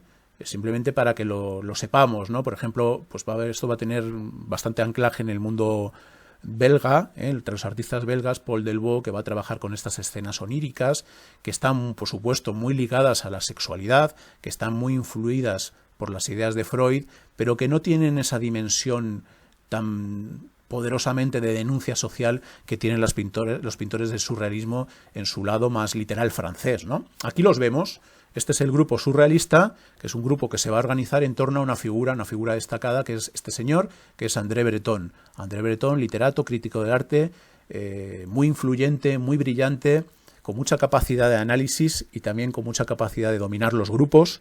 Bueno, que durante un tiempo va a conseguir que en torno a él pues se junten artistas de muchísimo talento, ¿no? Entre los poetas, Paul Éluard, entre los pintores, pues acabamos de ver de Max Ernst, pero enseguida se sumarán fotógrafos como Man Ray, y sobre todo se va a unir a este grupo en el año 1924, jovencito que proviene de España, que se va a convertir en el líder, en realidad el líder artístico, ¿no? El artista más dotado de este grupo, que va a ser Salvador Dalí. Bueno, Breton tiene una idea del surrealismo, una idea politizada del surrealismo. Para él, el surrealismo es un método que permite conseguir los fines del comunismo. ¿Por qué? Porque el surrealismo, en su capacidad de abordar lo que está oculto, lo reprimido, las tensiones sexuales, los instintos, ¿no?, que determinan la vida cotidiana, es capaz de hacer aflorar las contradicciones del capitalismo. Todo eso que pensáis que es lo que debe ser la producción, las normas sociales, los valores éticos, etcétera, no es más que una construcción artificial que se ha hecho sobre una base de instintos sexuales. A grandes rasgos esas ideas, ¿no? Entonces lo que hace el grupo surrealista es intentar trabajar sobre ese mundo inconsciente para hacer aflorar esas contradicciones que se producen y destruir los códigos sociales del capitalismo, para ayudar a que sea sustituido por algo que presuntamente va a ser mejor, que va a poder estar sostenido los instintos, que va a ser más fiel a la realidad del ser humano, que de una manera muy ingenua André Breton asocia al comunismo, ¿no? Bueno, ingenua él y tantísimos artistas de la época, ¿no?, que pensaron que el comunismo era la única alternativa para sustituir los valores del capitalismo. No veían el comunismo como un cambio de sistema económico simplemente o social, sino también como un cambio radical de los valores, ¿eh? Y pensaban que el comunismo era el futuro, porque iba a cambiar todos los valores tradicionales, todos, los vinculados a la moral, a la ética del trabajo, etc. Y por tanto, el surrealismo se vio como una herramienta, para hacer aflorar esas contradicciones. Bueno, esta idea de vincular el surrealismo al capitalismo, al comunismo, no dejó de dar problemas, ¿no?, porque muchos artistas no se sentían cómodos en esa faceta, en eso de ponerse al servicio del comunismo. Esto dio lugar a todo tipo de tensiones. Breton tuvo que expulsar a muchos miembros del grupo, y entre ellos, a uno de los que expulsó rápidamente, o relativamente rápido, fue el propio Dalí, que va a tener más afinidad por el fascismo primero y luego por el mundo conservador, ¿no?, en general. En realidad el problema de Dalí es que va a intentar volar, no va a querer someterse a los dictados de André Breton, porque va a considerar que es un artista muy superior a André Breton y va a volar solo. Con lo cual voy a abordar el surrealismo, o voy a terminar de abordar el surrealismo a través de la figura de Salvador Dalí, no solamente por sus vínculos iniciales con el mundo del sueño, ahora lo veremos, sino también porque sugiere otras facetas del arte del siglo XX. Por ejemplo, la faceta del arte o del artista convertido en producto artístico, que es algo muy actual, que podemos ver en personajes como Jeff Koons, por ejemplo, ¿no?, y que es algo que construye Dalí. Y también la relación entre el arte y el mundo de la cultura de masas, que también la va a trabajar Dalí. Por eso va más allá del surrealismo y resulta muy interesante trabajar su figura. Dalí nace en Cataluña, en Gerona, va a tener unos primeros contactos con su tío, con el grupo de artistas de su tío, un pintor impresionista. Va a ir a Madrid a estudiar a la Escuela de Bellas Artes de San Fernando, lo cual va a ser un fracaso, pero en su estancia en Madrid, en la residencia de estudiantes, la mítica residencia de estudiantes, pues va a conocer a personajes que van a cambiar su manera de entender el arte, con los que va a estar muy a gusto y con los cuales pues va a tener relaciones más o menos sentimentales, incluso en algunos casos, ¿no?, aunque frustradas. Sobre todo con Federico García Lorca y de una manera no menos intensa, pero también probablemente más productiva, ahora lo veremos, con Luis Buñuel, que van a ser dos grandes artistas españoles del siglo XX, sin duda, dos figuras universales. Es muy interesante, ¿no?, y resulta pues admirable ver cómo en un momento dado coinciden estas tres figuras, Salvador Dalí, Luis Buñuel y Federico García de Lorca, que cada uno de ellos en sus respectivas artes, la pintura, el cine y la literatura, pues van a ser grandes referencias mundiales, durante todo el siglo XX.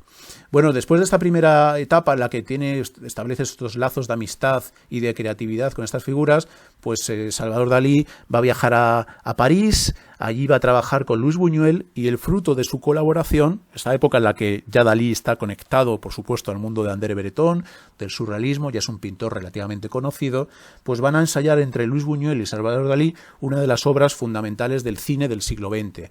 Es una obra radical, El perro andaluz, que se estrena en 1929, una obra breve, desde el punto de vista técnico, pues bueno, no demasiado cuidada, está hecha con gran precariedad de medios, ¿no? Es una obra casi podríamos decir de amateur, pero que lo que no tiene de cuidado lo técnico lo tiene en poder, ¿no?, en poder expresivo, en sugerir imágenes absolutamente inquietantes, ¿no?, muy pictóricas esas imágenes, ¿no?, en sus encuadres, en la iluminación, y que nos están hablando de esa relación tan creativa entre Buñuel y Dalí, entre un cineasta transgresor y un pintor no menos transgresor, ¿no?, uno y otro.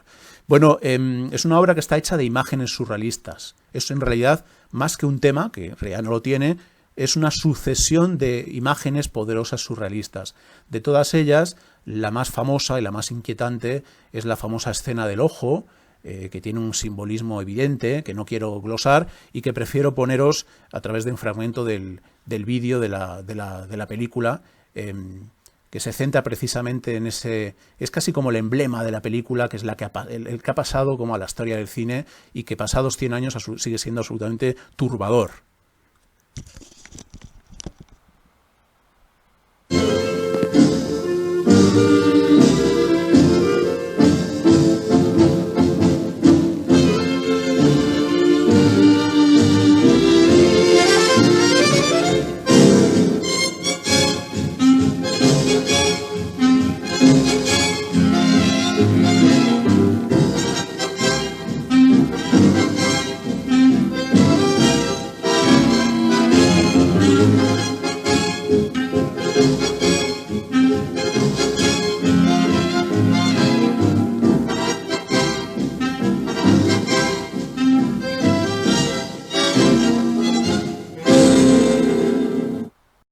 ¿Cómo es la pintura de Dalí en esta etapa surrealista? Pues una pintura que dejó admirados a los propios miembros del grupo, sobre todo a Breton, y en general al público francés de aquella década de 1920, ¿no? Porque es una pintura que tiene una característica que es contradictoria. Por un lado es una pintura, o son cuadros de una factura técnica exquisita, que nos hablan de que Dalí pues era un dibujante excelso y un pintor extraordinario desde el punto de vista de su capacidad técnica, capacidad de representar cualquier cosa, y al mismo tiempo esa capacidad de representación naturalista se pone al servicio de representar una naturaleza que no existe, representar la naturaleza de los sueños. Es la idea que acabamos de ver de esa ventana que en lugar de aproximarse a la naturaleza, de esos ojos que miran hacia el exterior, pues son unos ojos, como se sugiere ese ojo cortado, ¿no?, que hemos visto en la película, son unos ojos que miran hacia el interior, que miran hacia el mundo de los sueños, hacia el mundo de la realidad y el inconsciente. Bueno, ¿cómo trabaja? Pues Dalí va a trabajar siempre con temas parecidos. En realidad va a hacer permutaciones de grandes temas, ¿no? Uno, por ejemplo, es descontextualizar los objetos. Es algo que ya hemos visto. Los relojes se cambian de contexto, pierden su funcionalidad y se convierten en un símbolo del paso del tiempo inquietante, ¿no? Algo que se traduce también, en este caso, de la imagen del reloj como casi una especie de goma, ¿no?, de caucho, de elemento flexible que se dilata. La justificación de esto son muchas, ¿no? Una de ellas la va a dar el propio Dalí más tarde, porque Dalí va a ser siempre un gran admirador de las teorías científicas y va a decir que va a ser una evocación de la elasticidad del tiempo, la relatividad del tiempo tomada a las teorías de Einstein, ¿no? Bueno, pues no deja de ser una justificación a posteriori.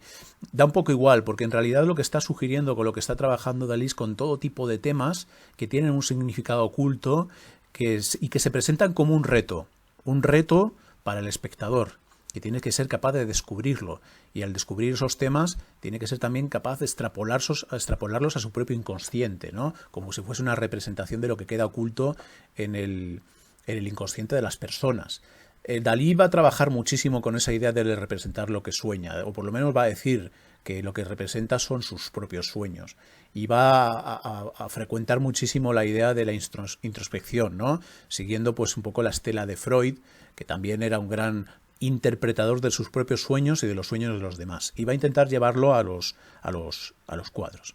Bueno, fijamos que una vez que plantea estos temas de la disparidad de objetos diversos, de la transformación de los objetos, del uso simbólico de los objetos, va dando pasos, ¿no?, pasos hacia la acentuación de ciertos rasgos. Aquí veis, por ejemplo, un paso que da, que es la introducción del tema de lo sexual como argumento de fondo de todos sus cuadros, que lo da un poco más tarde, por la influencia de las teorías de Freud, ya cuando entra en contacto con Breton le empapa de las ideas del psicoanálisis de Freud y es consciente de la importancia que tiene lo sexual, ¿no? A esto se suma la propia inquietud de Dalí sobre su propia condición sexual, que es un tema que han abordado los historiadores y críticos sobre, bueno, pues los problemas de autorreconocimiento que tuvo Dalí presuntamente de su homosexualidad o no, o de sus problemas de impotencia o no. En cualquier caso era un tema que le atormentaba y que va a convertir, pues, como no podía ser de otra manera, hablando de surrealismo, pues en un tema de sus cuadros. Lo vemos en este que quizás su gran obra maestra de esta época, o la obra por lo menos más conocida, cuyo título ya lo dice todo, El gran masturbador, ¿no? El tema que se sugiere a través de ese gusto femenino que está casi en contacto con el sexo masculino. Y que más allá de eso es, bueno, la vocación de toda una serie de temas que nos hablan de, pues, situaciones imposibles, de situaciones inquietantes, de un simbolismo oculto en cada una de estas figuras, en la creación de figuras imposibles, inventadas por Dalí con la excusa de que son fruto de su fantasía, pero en las cuales utiliza también técnicas de composición que son parecidas a las que ya está utilizando, por ejemplo, un Kandinsky, ¿no? A la hora de inventarse esas figuras biomórficas que no existen en la naturaleza, pero que podrían existir o que nos resultan familiares. Y va trabajando también con la idea de la percepción, que es algo que cada vez le inquieta más a Dalí y que va a conducir a lo que va a llamar él es el sistema paranoico crítico, ¿no? Que es decir, la representación de los sueños, la representación en general, tiene varias dimensiones. Una es la literal, lo que realmente vemos, otra es lo que significa, el simbolismo que oculta, y otra es la percepción que construimos, una percepción secundaria, que está basada, en su caso, en la simulación, en el trampantojo. Y fijaros cómo lo trabaja. Lo vemos en este cuadro del 44, pero ya aparece en cuadros, en obras anteriores, ¿no? Este cuadro se titula Paranoia. Fijaros cómo la situación de los objetos, en algunos casos, compone una figura que tiene una lectura complementaria. Podemos entender que este cuadro es, bueno, una representación de un paisaje, con un último plano, una línea del horizonte, una serie de objetos dispuestos en esta playa, en este terreno, un primer plano que nos está hablando, pues, de una composición también de objetos, pero si lo miramos desde otro punto de vista, desde un punto de vista perceptivo, de repente esa imagen se compone y donde simplemente había habido, pues, un objeto sentado, unos agujeros, una colina, aparece la cara de una mujer, donde antes había una mancha de color aparece el busto y entendemos que es una figura que está sentada sobre la silla, es decir, hay una especie de composición de posibilidades distintas de representación. Y eso le va a llamar el método un método de investigación, un método de exploración del inconsciente, de lo que aporta la propia mente al percibir el cuadro, ¿no? Que lo va a llamar el método paranoico crítico, que para él es un proceso también incluso de descubrimiento de uno mismo, y que va a trabajar, pues, como un tema recurrente. Va a trabajar esto en la tradición pictórica y arquitectónica, se ha llamado el trampantojo, por ejemplo, ¿no? Esa composición de figuras utilizando las reglas de la perspectiva para que la composición vista desde cierto punto dé lugar a una imagen, ¿no? A una imagen distinta. Esto va a interesar muchísimo a Dalí. Y él, bueno, tiene un punto muy interesante porque le va a dar mucha complejidad a sus cuadros, pero por otro lado tiene un punto de banalización, ¿no? Porque permite que la pintura, pues, llegue a un público muy general. Es en realidad con lo que se va a quedar el público general, esa idea de, uy, aquí donde parecía que había un paisaje, hay la cara de una mujer, ¿no? Y a él le va a permitir acercarse a públicos cada vez mayores, un poco porque la tendencia de la pintura de Dalí es esa... es precisamente esa, ¿no? Acercarse a públicos cada vez más amplios, convertirse en un artista de todo para todos los públicos y en realidad fijaros que esto supone, pues, romper el compromiso inicial con el surrealismo, ¿no? Porque para Breton la pintura surrealista era un método de destruir las convenciones burguesas y sociales, ¿no? En la evolución que le da Dalí, el surrealismo no es un método para destruir nada, es un método para llegar a todo el mundo, para tener éxito a través del efectismo, ¿no? Y eso lo vemos en cómo va evolucionando su pintura, en la que después de la Segunda Guerra Mundial, ya en su compromiso, pues, con el fascismo, con el régimen de Franco, bueno, en realidad el compromiso lo tenía con todos aquellos que le pagasen, ¿no? Porque la figura de Dalí, pues, se va transformando en un personaje ávido de mercado, ávido de dinero, de presencia social, y entonces va introduciendo, pues, cuadros efectistas, bueno, que tienen esa condición o siguen teniendo esa condición de representaciones oníricas de lo imposible, como se sugiere muy bien en esta representación de la Tentación de San Antonio, pero en la que, bueno, la dificultad que tenían los primeros cuadros en cuanto a su simbolismo oculto, en cuanto a lo que significaban, la inquietud que generaban, pues dando pie al efectismo, ¿no? Son cuadros fáciles de ver y cuadros, bueno, curiosos, efectistas, etcétera. Esto no quiere decir que Dalí fuese perdiendo ímpetu creativo. En una parte sí, lo fue perdiendo, ¿no? Pero a lo largo de su carrera va a ir desarrollando otras facetas interesantes, la vinculación con el cine, y ahora iremos hablando. Lo que sí va sugiriendo es que cada vez más se va convirtiendo en una figura pública. Se va construyendo cada vez más como personaje en sí mismo, artístico en sí mismo, ¿no? Y esto es interesante, la evolución que va a experimentar Dalí, que va a ser de un señor que va a hacer obras artísticas, a convertirse, por decirlo así, en una obra de arte en sí mismo. De eso hablaremos enseguida. Una de las responsables de esta conversión de Dalí, pues va a ser Gala, que va a ser su compañera. Gala pues es un personaje interesantísimo que había estado vinculado desde el origen al grupo surrealista, había sido el amante de Paul Eluard, luego pues se hace amante de Dalí, tiene una relación conflictiva, una persona pues sumamente inteligente y sensible, con una capacidad de entender al maestro grandísima, ¿no? Pero que no solamente eso, sino que le da, pues le señala caminos interesantes para su arte, pero también le va orientando hacia el mundo del mercado, del éxito social, y esa relación hizo que, bueno, que esta mujer fuese odiada por el grupo de surrealistas, sobre todo por André Breton, bueno, que estaba definido por su gran machismo, ¿no? Muchos de ellos eran sumamente machistas, no podían soportar que una mujer se introdujese en el grupo con tanta fuerza, ¿no? Bueno, Dalí va a tener una relación de amor fiel, ¿no?, con esta mujer a lo largo de toda su carrera hasta que muere en 1989 él. Ella había muerto un poco antes. Y la va a convertir progresivamente incluso en el tema de sus cuadros, ¿no? Aquí veis, por ejemplo, cómo reinterpreta el tema de Leda y el cisne. Bueno, pues es una escena de la mitología en la que Júpiter o Zeus en forma de cisne pues posee a Leda. Bueno, pues es una vocación de la mitología, pero reinterpretada a través del tema de la propia Gala, que es la que aparece en el cuadro, y luego también con una simbología casi incluso alegórico que sugiere pues lo que sugiere su título, el tema atómico, ¿no? Una de las obsesiones de Dalí va a ser la ciencia, como os he dicho, bueno, y uno de los temas que le va a influir muchísimo en su pintura después de la Segunda Guerra Mundial va a ser la presencia de la bomba atómica, del átomo, de la descomposición de los objetos, y eso se va traduciendo en su pintura. Bueno, más allá de su pintura, que es una pintura extensísima, con muchísimas ramificaciones, que abarca pues 60 años, ¿no?, de trabajo creativo, pues hay una faceta interesante que no quería dejar mencionar, que es la faceta de Dalí, pues como figura, ¿no?, como obra de arte en sí mismo. Él se quiere a convertir o se va a acabar convirtiendo en su propia obra de arte, ¿no? Y esta faceta comienza relativamente pronto, cuando pasa a ser un personaje conocido, es invitado a una galería de arte de Nueva York, donde plantea, pues más que llevar sus propias obras de arte, va a plantear una performance en la línea de los dadaístas, ¿no? Y esa performance a la que acude pues todo, bueno, pues acude la prensa especializada, acompañado del galerista, de sus amigos, va a consistir en que aparece Dalí con una escafandra sin tubo de respiración, y la inquietud sugiere, bueno, en que bueno, Dalí empieza a hablar, a explicar sus ideas, vestido de esta forma absolutamente incomprensible, imprevisible, lo cual genera inquietud y también atracción, ¿no?, en el público, esa manera de romper las normas, los códigos, y bueno, lo que ocurre es que se le va un poco de las manos la performance, ¿no?, porque bueno, en un momento dado estaba previsto que dos técnicos dotados de unas herramientas abriesen la escafandra y terminase así la representación, pero llega un momento en que la escafandra no se abre, Dalí empieza a ponerse rojo, empieza a surgir la alarma, y en última instancia, ya cuando parece que se va a ahogar, pues se libera de la escafandra y emerge, y bueno, y algunos de los críticos de arte y de periodistas que aparecen allí, pues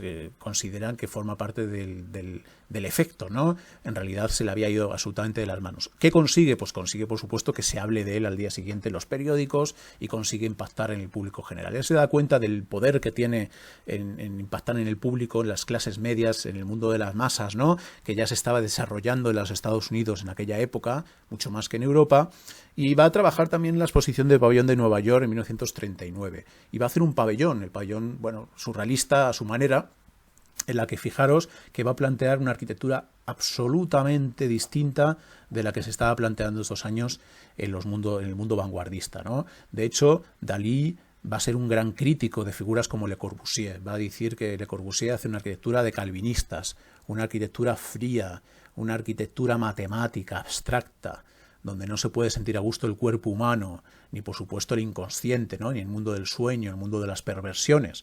Y él propone, frente a esa arquitectura fría, blanca, ¿no?, geométrica, propone una arquitectura que él llama, intentando por supuesto sorprender, una arquitectura que dice que tiene que ser blanda, peluda y comestible, ¿no? Y empieza a reivindicar la figura de Gaudí, que había sido una figura, bueno, criticada, muy criticada o difícilmente entendida, como representación de esa arquitectura cálida, envolvente, orgánica, y es lo que pretende de una manera casi caricaturesca en su pabellón de la Feria de Nueva York, que por fuera tiene estas formas que evocan el mundo natural, que evocan el mundo del sexo, por supuesto, que incluso está acompañada con dos figuras femeninas reales, ¿no? Como si fuesen las gogós de una discoteca, bueno, que animan al cotarro situados en la parte superior de la puerta. Fijaros que entramos a través de dos piernas. Bueno, siempre tiene esa vocación de lo telúrico, como si entrásemos en una cueva, y una vez que entramos en la cueva nos encontramos pues un mundo onírico, hecho con los reflejos de espejos, con luces tenebrosas, un ambiente recargado y por supuesto una figura desnuda que está soñando, ¿no? Bueno, pues precisamente tiene ese carácter de ambientación, de espacio arquitectónico pensado para ilustrar sus ideas. Bueno, en Estados Unidos no va a dejar de perder sus lazos con Estados Unidos, va a frecuentar muchísimo los Estados Unidos en los años 40, los años 50, y va a trabajar con personajes muy interesantes que le van a conectar con el mundo de la cultura de masas, ¿no? Sobre todo con el mundo del cine. Va a tener contactos con Walt Disney y va a trabajar también con Hitchcock. La colaboración más interesante es cuando Hitchcock le encarga pues, la evocación de un pasaje de su película Rebecca, en el que el personaje está soñando, ¿no? Y lo que sueña, esa representación del inconsciente, pues va a quedar de la mano de Dalí, le va a dar total libertad. Vamos a verlo para ver en qué se traduce y cómo lo trabaja Dalí. I can't make out just what sort of a place it was.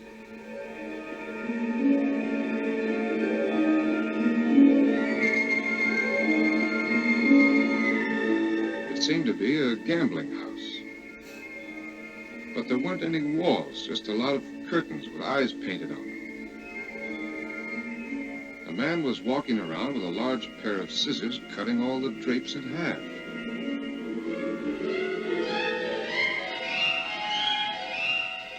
And then a girl came in with hardly anything on and started walking around the gambling room kissing everybody. She came to my table first. Did you recognize this kissing bug?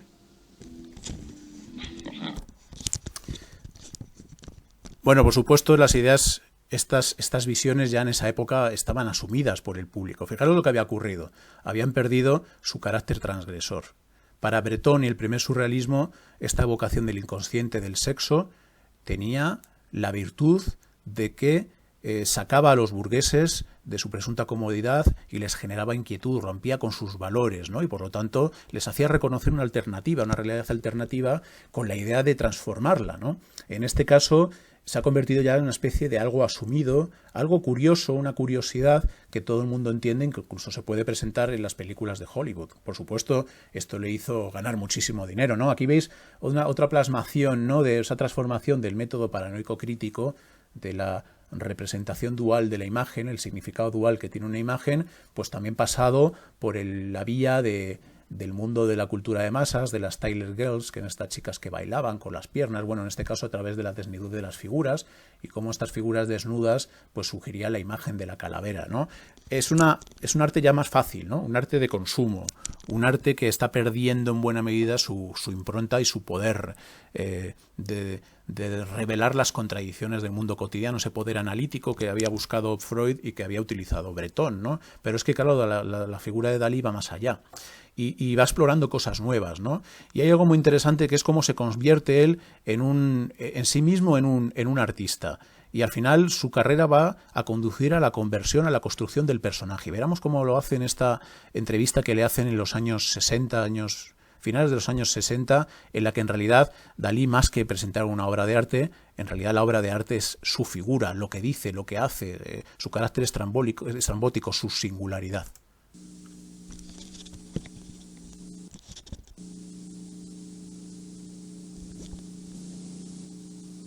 Las velas encendidas, calor de hogar. Lo contrario de lo que uno imagina cuando piensa en un genio como el divino Dalí. Vamos a buscarlo. Maestro, ¿quiere usted hacer una prueba de sonido, por favor? Una polla chica, pica pollerica, cama torta y bocarica, vatuncis, polchix, pix, pollerits, cama torta y bocarica.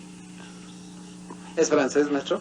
Es catalán y es es una anticipación del famoso código genético, que usted sabe muy bien que los premios Nobel se encontraron hace 6 años.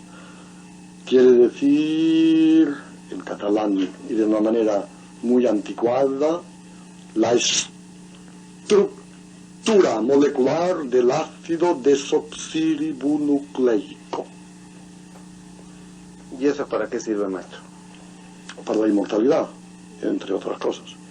Pero vamos a que me parece que quería que firmara el libro, ¿no? ¿Me quiere firmar, por favor, este libro en esta obra que se llama Encuentro entre la ilusión y el momento de nido? Son 2 huevos fritos presentados en una cuchara. Eso es todo. Bueno, por supuesto, esto está rayando ya la caricatura, ¿no? Pero Dalí entendió lo que el público estaba esperando de él. Y es interesante ver hacia dónde la figura de Dalí evolucionan los principios de las vanguardias. Nos sirve de colofón, ¿no?, de este primer bloque en el que hemos hablado de las vanguardias históricas. Cómo esas vanguardias que pretenden transformarlo todo de una manera radical, hacer borrón y cuenta nueva y crear un arte nuevo, y en algunos casos tienen una dimensión política de denuncia social, la idea de que el arte nuevo también tiene que ser la base de un mundo nuevo, pues como aquello en una segunda fase, y la figura, insisto, la figura de Dalí lo sugiere muy bien, acaba siendo asumido por el público y casi se convierte en el mundo de lo previsible, ¿no?, en el mundo del lugar común, y da lugar o genera la divinización de los propios artistas, la mitificación de los artistas. Esto ya había ocurrido, ¿no? Personajes que trabajan al margen del público, que exploran nuevas sensibilidades y que en su época no tienen ningún éxito, como Van Gogh, como Gauguin, como Cézanne, pasado un tiempo, una generación, incluso menos, se convierten en verdaderos mitos, ¿no? Este proceso de mitificación le ocurrió a Dalí en su propia vida, y él lo exploró y lo trabajó de una manera muy interesante. De hecho, en la entrevista que le hace este periodista, también bastante surrealista en sí mismo, le habla o le llama de divino Dalí, ¿no? Bien, bueno, pues con esto creo que es una buena manera de terminar este bloque de una manera contradictoria, ¿no? De dónde parten estas vanguardias históricas y en algunos casos hacia dónde llegan. Y nos permite también conectar con la última parte del curso, que va a estar destinada a hablar de las vanguardias que vienen después. No las vanguardias históricas de principios del siglo XX, sino las corrientes de vanguardias que se sostienen sobre ellas, pero avanzan, ¿no? Van abriendo otros caminos distintos, que son las vanguardias que vendrán después, en general después de la Segunda Guerra Mundial, las vanguardias de la segunda mitad del siglo XX, que, insisto, va a ser con el bloque con el que vamos a terminar ya este curso.